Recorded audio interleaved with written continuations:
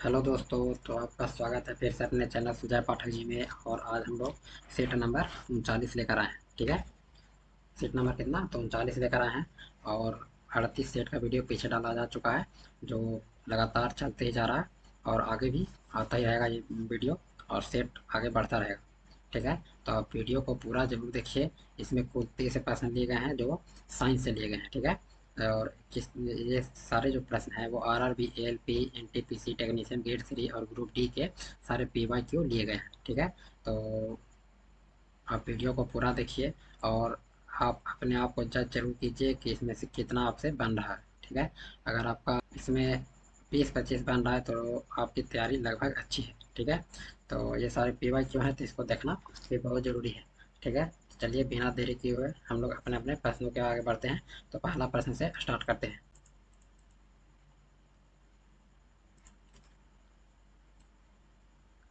पहला प्रश्न कह रहा है कि एक वृत्ताकार पथ में स्थिर गति वाले पिंड की गति को क्या कहा जाता है। एक वृत्ताकार पथ में स्थिर गति वाले पिंड की गति को क्या कहा जाता है। तो ऑप्शन नंबर ए कह रहा है कि परिसंचारी गति। ऑप्शन नंबर बी कह रहा है दोलनी गति। ऑप्शन नंबर सी कह रहा है असमान वृत्तीय गति। ऑप्शन नंबर डी कह रहा है कि समान वृत्तीय गति।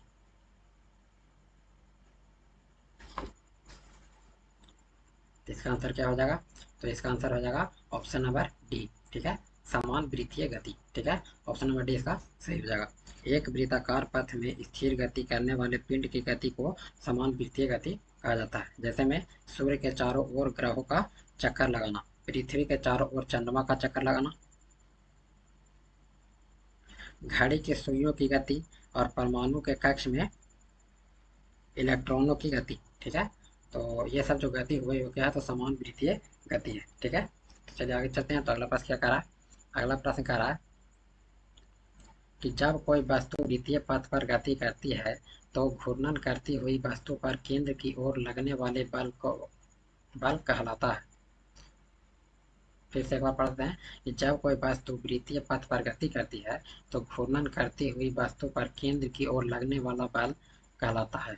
तो केंद्र की ओर लगने वाला बल क्या कहलाता है तो कहलाता है अभिकेंद्रीय बल। क्या कहलाता है अभिकेंद्रीय बल। केंद्र की ओर लगेगा तो अभिकेंद्रीय बल, और केंद्र से बाहर लगेगा तो अपकेंद्रीय बल। क्या हो जाएगा तो अपकेंद्रीय बल। ठीक है, चलिए आगे चलते हैं। तो अगला प्रश्न क्या कर रहा है।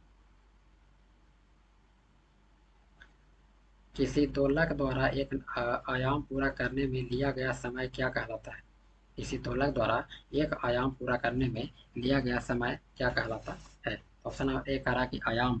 ऑप्शन नंबर बी करा आवर्तकाल। ऑप्शन नंबर सी करा दूरी। या ऑप्शन नंबर डी करा आवृत्ति। तो इसका आंसर क्या हो जाएगा।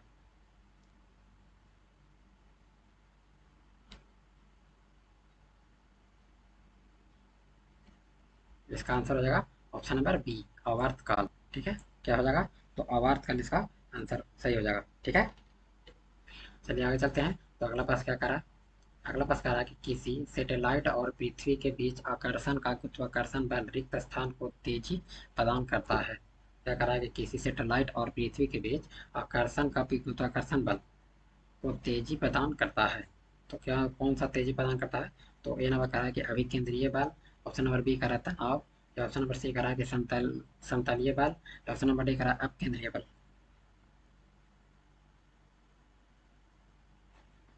ये क्या हो जाएगा।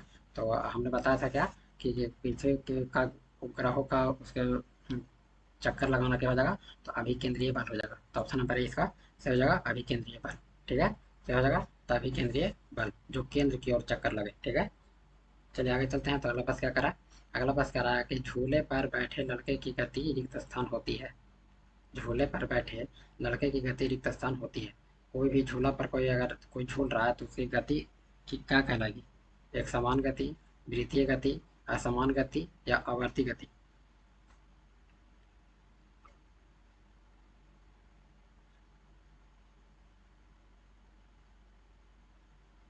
इसका आंसर क्या हो जाएगा। इसका आंसर हो जाएगा ऑप्शन नंबर डी आवर्ती गति। क्या हो जाएगा तो आवर्ती गति कहलाता है। ठीक है, क्या कहलाता है तो आवर्ती गति। चलिए अगले पास की ओर। अगला पास क्या करा।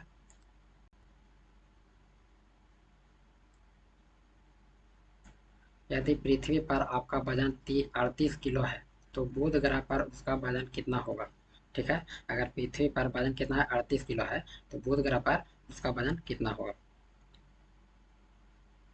तो जो इसका आंसर कैसे निकलेगा? तो बुध ग्रह का जो गुरुत्वाकर्षण होता है वो पृथ्वी की तुलना में 38% कितना है? तो 38% है। ठीक है। तो पृथ्वी पर इसका 38 किलो वजन है। ठीक है, क्या करा कि पृथ्वी पर इसका वजन 38 किलो है, तो बुध ग्रह पर क्या करा थे, 38 का 38% हम लोग को निकालना है, 38/100।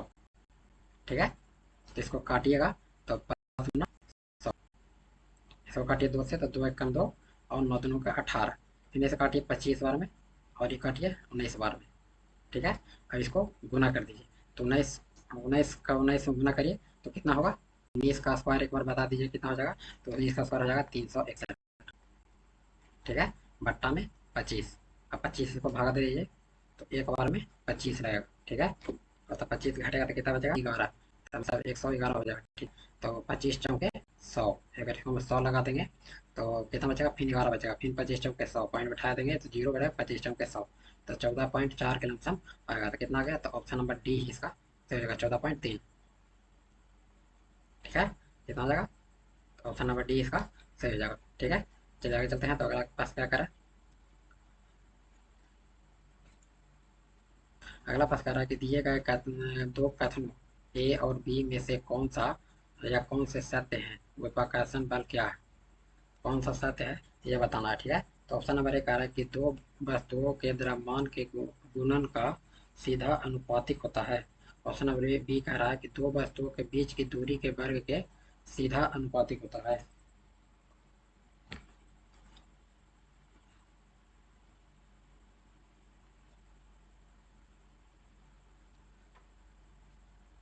तो ये ऑप्शन नंबर ए तो सही है कि दो वस्तुओं के द्रव्यमान के गुणन का सीधा अनुपातिक होता है। ठीक है, ऑप्शन नंबर बी कह रहा है कि दो वस्तुओं के बीच की दूरी के वर्ग के सीधा अनुपातिक होता है, तो ये गलत रहेगा, ये नहीं होता है। ठीक है, तो इसका आंसर क्या हो जाएगा? इसका आंसर होगा ऑप्शन नंबर सी। ए सत्य है लेकिन बी गलत है। क्या हो जाएगा? तो ए सत्य है, बी गलत है। ठीक है, क्योंकि इसको में अनुपातिक नहीं क्या होता है, इसको में होता है व्युत्क्रम अनुपातिक। ठीक है, चलिए आगे चलते हैं। तो अगला पास क्या करा है? अगला पास करा है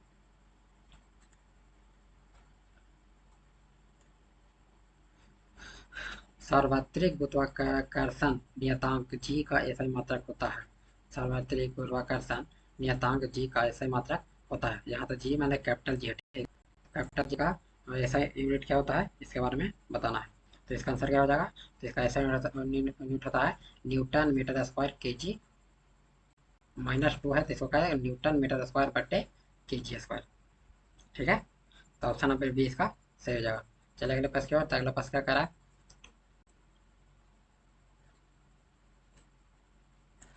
9 नंबर कह रहा है कि निम्न में से कौन सा प्लेनेटरी बॉडीज के लिए केपलर के नियमों के में से एक है? माने कोई केपलर के नियम में से एक सही है। ठीक है, तो कौन सा सही है ये बताना है। तो ऑप्शन नंबर एक कह रहा है कि एक ग्रह का ग्रह पथ दो केंद्र बिंदुओं में से एक पर सूर्य के साथ एक अंडाकार होता है। तो अंडाकार नहीं होता, ये ऑप्शन नंबर क्या हो जाएगा? तो गलत हो जाएगा। ठीक है, एक ग्रह और सूर्य को जोड़ने वाली एक रेखाखंड समय के बराबर अंतराल के दौरान बाहर बराबर क्षेत्रफल बनाती है, तो नहीं, ये भी गलत हो जाएगा। ठीक है, हमको चुनना क्या है? तो सही कौन है सो चुनना है। ठीक है, तो अगला कह रहा है सी नंबर की यह कि कक्षीय अवधि का वर्ग अपने ग्रह पथ की अर्ध प्रमुख धुरी के घन के अनुपातिक होती है, तो ये भी गलत हो जाएगा।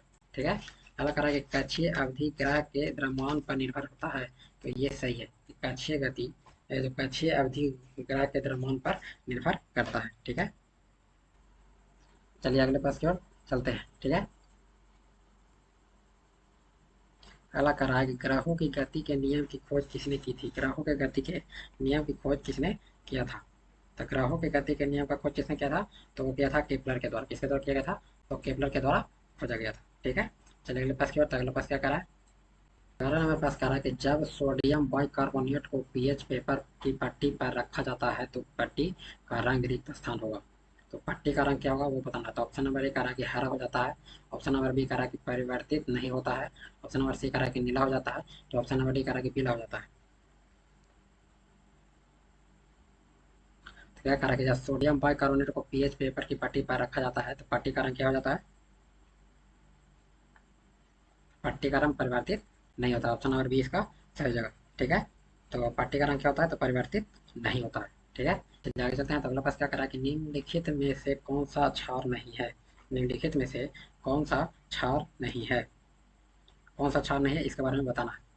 तो इसका आंसर क्या हो जाएगा? इसका आंसर हो जाएगा ऑप्शन नंबर बी। ठीक है, क्या हो जाएगा? तो ऑप्शन नंबर बी, C2H5OH, जिसको क्या कहता है? तो ये होता है एल्कोहल है। ठीक है, क्या है? तो ये एल्कोहल है। ठीक है, अच्छा इसका पूरा नाम क्या है? इसको एथिल एल्कोहल कहा जाता है। क्या कहा जाता है? Ethyl alcohol. ठीक है, चलिए आगे चलते हैं। तो अगला प्रश्न क्या करा? अगला प्रश्न कह रहा है कि निम्न में से विषम की पहचान करें। निम्न में से विषम की पहचान करें। तो कौन सा इसमें विषम है इसके बारे में बताना है। ऑप्शन नंबर ए, बी और सी, ये तीनों क्या है? तो क्षार। ठीक है, और ये जिंक और हाइड्रोक्साइड जो हो गया, ये क्या है? तो उभयधर्मी है। क्या होता है? तो उभयधर्मी हो जाएगा। तो इसका आंसर क्या हो जाएगा? तो ऑप्शन नंबर डी इसका सही हो जाएगा। ठीक है, ये क्या है? जो उभयधर्मी है। ठीक है, ZnOH के हॉट टू, ये क्या हो जाएगा? उभयधर्मी हो जाएगा। ठीक है, चलिए आगे चलते हैं। तो अगला प्रश्न क्या करा? अगला प्रश्न कह रहा है कि धात्विक ऑक्साइड की प्रकृति क्षारीय होती है, अर्थात वे अम्ल से प्रतिक्रिया करके लवण और जल का निर्माण करते हैं। निम्नलिखित में से उस धात्विक ऑक्साइड को बताएं जो अन्य से भिन्न है। तो कौन सा हो जाएगा? तो वो हो जाएगा ऑप्शन नंबर सी। क्या हो जाएगा इसका आंसर? तो ऑप्शन नंबर सी, जो अन्य से क्या है? तो भिन्न है। अच्छा, भिन्न है कैसे? तो ये देखिए, CO जो हुआ ये, और MgO और Na2O, ये क्या है? तो ये क्षारीय।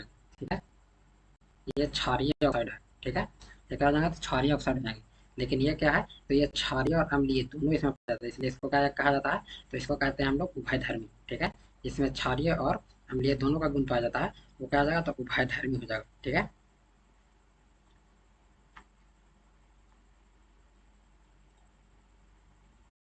ठीक है, क्या हो जाएगा? तो उभयधर्मी हो जाएगा, और बाकी सब क्या हो जाएगा? तो ये सब क्षारीय है। ठीक है, चलिए आगे चलते हैं। तो अगला प्रश्न क्या करा? अगला प्रश्न कह रहा है कि निम्नलिखित में से कौन सा कथन गलत है? निम्नलिखित में से कौन सा कथन गलत है? कौन सा कथन गलत है इसके बारे में बताना है। तो ऑप्शन नंबर ए से हम लोग स्टार्ट करते हैं। ऑप्शन नंबर ए कह रहा है फेनोफैथेलिन साबुन के घोल में गुलाबी बन जाता है। तो फेनोफैथेलिन जो होता है वो साबुन के घोल में गुलाबी बन जाता है, ये तो बात सही है। ठीक है, क्या होता है? पहले का सही हो जाएगा। चलिए आगे चलते हैं। तो अगला कह रहा है कि गैर मेटालिक ऑक्साइड प्रकृति में अम्लीय होता है। तो गैर मेटालिक ऑक्साइड प्रकृति में तो अम्लीय होता है, ये भी सही है। ठीक है, क्या हो जाएगा? ये भी सही हो जाएगा। चलिए आगे चलते हैं। गैर मेटालिक मतलब अधातु। ठीक है, अधातु क्या होता है? तो अम्लीय होता है। तो धातु क्या होता है? तो क्षारीय होता है। ऑप्शन नंबर सी कह रहा है कि नींबू में साइट्रिक अम्ल होता है। तो नींबू में साइट्रिक अम्ल होता है, ये भी बात क्या हो जाएगा? तो ये भी सही हो जाएगा कि नींबू में साइट्रिक अम्ल होता है। ऑप्शन नंबर डी कह रहा है कि सोडियम हाइड्रोक्साइड की क्षारीय प्रकृति सोडियम आयनों की उपस्थिति के कारण होते हैं। तो ऑप्शन नंबर डी क्या हो जाएगा? यही गलत हो जाएगा। ठीक है, क्या हो जाएगा? यही गलत है। सोडियम हाइड्रोक्साइड एक क्षार है जिसका क्षारीय प्रकृति के लिए जिम्मेदार उसमें मौजूद OH माइनस है। ठीक है, क्या हो जाएगा? तो इसमें मौजूद क्या है? तो OH माइनस जो है वो जिम्मेदार होता है। ठीक है, तो चलिए ऑप्शन, इसका आंसर क्या हो जाएगा? तो इसका आंसर हो जाएगा ऑप्शन नंबर डी। ठीक है, ऑप्शन नंबर डी क्या है? तो गलत है। चलिए अगले प्रश्न और अगला प्रश्न क्या कर रहा है? 16 नंबर प्रश्न। 16 नंबर प्रश्न है कि निम्नलिखित में से कौन सा गुण क्षार का नहीं है? निम्नलिखित में से कौन सा गुण क्षार का नहीं है? चलिए इसमें देखते हैं कि कौन सा गुण क्षार का नहीं है। तो ऑप्शन नंबर ए कह रहा है कि वे अम्लों के साथ प्रतिक्रिया प्रतिक्रिया करके करते हैं और उन्हें न्यूट्रल कर देते हैं। तो ये बात सही है कि न्यूट्रल कर देता है। ठीक है, ऑप्शन नंबर बी की देखते हैं, वे लाल लिटमस को नीला रंग में परिवर्तित कर देते हैं। तो लाल को नीला कर देता है क्योंकि क्षार है, तो लाल को नीला कर देगा, ये सही है। ऑप्शन नंबर डी इसी कह रहा है कि वे नीले लिटमस को लाल कर देता है। तो नहीं, नीला को लाल कौन करता है? तो अम्ल करता है, क्षार नहीं। ठीक है, तो ऑप्शन नंबर सी का सही हो जाएगा। ठीक है, और इसका स्वाद कड़वा होता है, तो ये भी बात सही है कि इसका स्वाद कड़वा होता है। ठीक है, तो इसका आंसर क्या हो जाएगा? तो ऑप्शन नंबर सी हो जाएगा, क्योंकि हम लोग को क्या करना है कि क्षार का गुण नहीं है, उसको पकड़ना था, गुण नहीं है, तो वे नीले लिटमस को लाल रंग में परिवर्तित कर देता है, ये गलत है क्योंकि ये अम्ल करता है, क्षार नहीं। ठीक है, चलिए आगे चलते हैं। तो अगला प्रश्न क्या करा कि क्षार के संबंध में निम्न में से कौन सा सही नहीं है। फिर से वही वैसा ही पूछा ना कि क्षार के संबंध में कौन सा सही नहीं है बताना।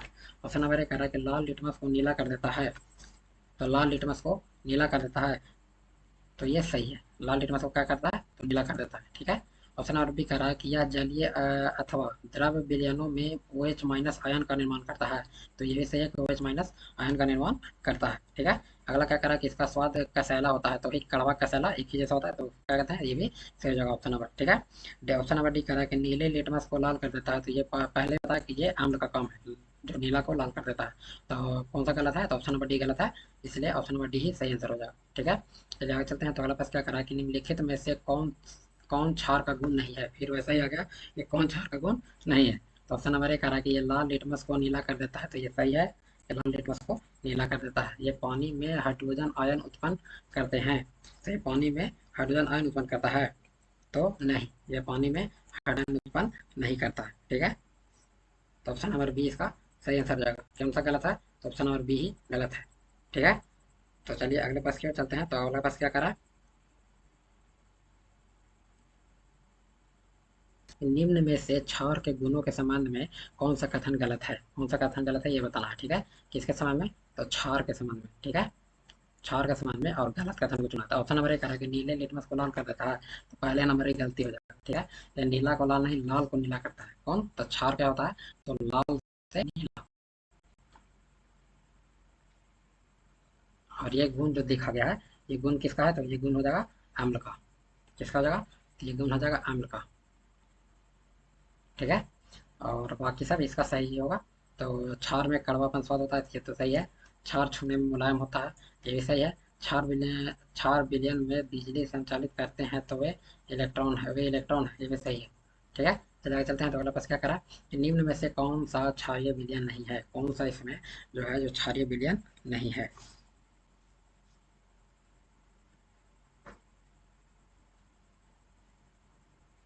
इसका आंसर क्या हो जाएगा, तो इसका आंसर हो जाएगा ऑप्शन नंबर डी। क्या हो जाएगा, एल्यूमिनियम हाइड्रोक्साइड, ठीक है। Aluminium hydro oxide. तो ये क्या होता है, ये होता है उभयधर्मी, ठीक है। अम्ल क्षार दोनों का गुण पाया जाता है, इसलिए इसको उभयधर्मी,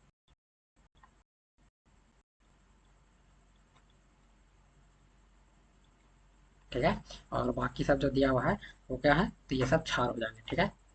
तो चलिए अगले प्रश्न की ओर। अगला प्रश्न क्या करा,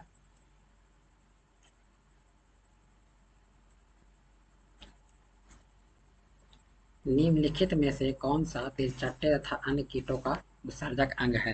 तिलचट्टा तथा अन्य कीटों का उत्सर्जक अंग है, तो कौन सा है। इसका आंसर क्या हो जाएगा, तो इसका आंसर ऑप्शन नंबर बी, ठीक है। मालपिघियन नलिकाएं। क्या हो जाएगा, मालपिघियन नलिकाएं, ठीक है। क्या हो जाएगा इसका आंसर, तो मालपिघियन नलिकाएं, ठीक है। चलिए अगले प्रश्न की ओर। अगला प्रश्न क्या करा,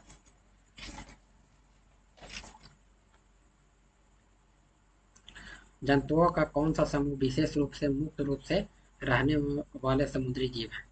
जंतुओं का कौन सा समूह है जो विशेष रूप से मुक्त रूप से रहने वाले समुद्री जीव हैं। तो कौन सा हो जाएगा, तो हो जाएगा ऑप्शन नंबर बी, इकाइनोडर्मेटा। क्या हो जाएगा, इकाइनोडर्मेटा, ठीक है। इसका आंसर क्या हो जाएगा, तो इकाइनोडर्मेटा इसका आंसर हो जाएगा। चलिए आगे चलते हैं। तो अगला प्रश्न कह रहा है कि जल संवहनीय प्रणाली रिक्त स्थान में पाई जाती है। जल संवहनीय प्रणाली किसमें पाया जाता है। ऑप्शन नंबर एक कह रहा है कि समुद्री खीरा, समुद्री फूल, या समुद्री पिच्छक, या अश्वमीन। इसका आंसर क्या हो जाएगा, तो ये किसमें पाया जाता है, तो ये पाया जाता है समुद्री खीरा में। ऑप्शन नंबर ए इसका सही हो जाएगा, ठीक है। जल सामान्य प्रणाली कहाँ पाया जाता है, तो समुद्री खीरा में पाया जाता है, ठीक है। अच्छा, ये जो जल सामान्य प्रणाली है, ये किस में पाया जाता है, तो ये ज़्यादातर पाया जाता है इकाइनोडर्मेटा में। क्या कर किसमें, तो इकाइनोडर्मेटा में पाया जाता है, ठीक है। इकाइनोडर्मेटा जो संघ होते हैं उसमें अधिकतर पाया जाता है, ठीक है। चलिए आगे चलते हैं। तो अगला प्रश्न क्या करा, अगला प्रश्न कह रहा है कि स्टार फिश रिक्त स्थान समूह से संबंधित है। स्टार फिश किससे संबंधित है, इसके बारे में बताना है। इकाइनोडर्मेटा, एनालिडा, पोरीफेरा, या निमेटोडा। किसका बचेगा, तो ये हो जाएगा, इसका आंसर हो जाएगा ऑप्शन ए, इकाइनोडर्मेटा का। स्टार फिश किसका है, तो इकाइनोडर्मेटा का, ठीक है। चलिए आगे चलते हैं। तो अगला प्रश्न क्या करा, अगला प्रश्न कह रहा है कि निम्नलिखित में से कौन कशेरुकों की विशेषता नहीं है। निम्नलिखित में से कौन कशेरुकों की विशेषता नहीं है।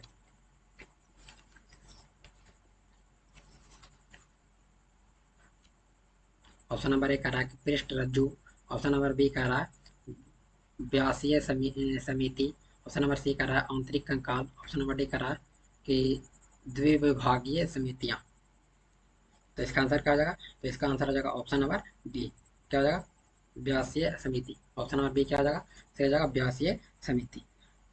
ठीक है, इसका आंसर हो जाएगा व्यासीय समिति। ठीक है, चलिए आगे चलते हैं। तो अगला बस क्या करा?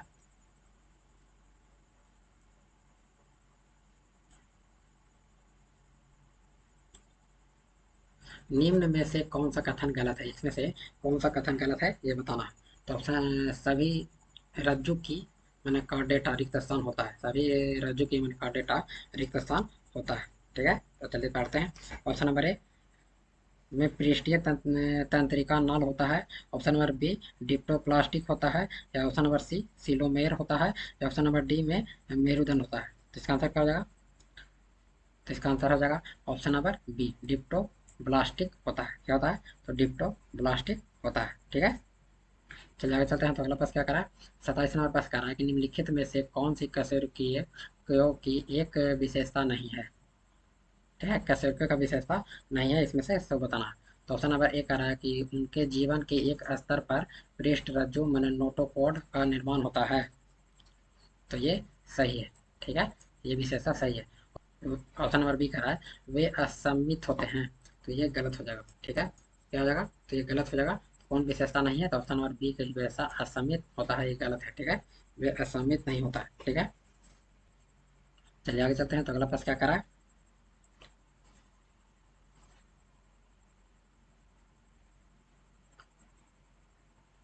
इनमें से किस जीव में तीन कोष्ठीय हृदय होता है? इनमें से किस जीव में तीन कोष्ठीय हृदय होता है? तो कौन सा हो जाएगा इसका आंसर?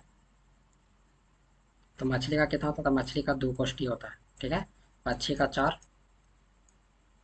मेढक का भी का होगा तीन, और मनुष्य का होगा चार। ठीक है, तो ऑप्शन नंबर सी इसका सही हो जाएगा मेढक। ठीक है, मेढक का क्या होता है? तो तीन होता है। ठीक है, और बाकी सब कितना है? तो चार।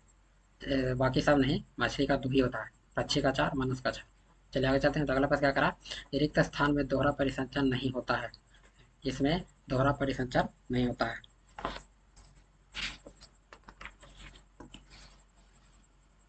तो किस में नहीं होता है? तो होता है मेढक में दोहरा परिसंचरण नहीं होता, क्योंकि इसका कॉस्ट तीन ही होता है।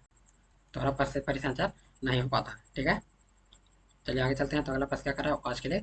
लास्ट प्रश्न है कि निम्न विकल्पों में से तीन कक्षीय हृदय वाले जीव का नाम बताइए। तीन कक्षीय हृदय वाला जीव बताना है। ठीक है, तो तीन कक्षीय हृदय वाला जीव कौन होगा? तो बाघ का तो हो जाएगा चार, कबूतर पक्षी है तो इसका भी हो जाएगा चार, मछली मछली का हो जाएगा दो, और पूछ रहा किसका? था तीन, तो तीन किसका होगा? था डी सैलामेंडर। क्या हो जाएगा?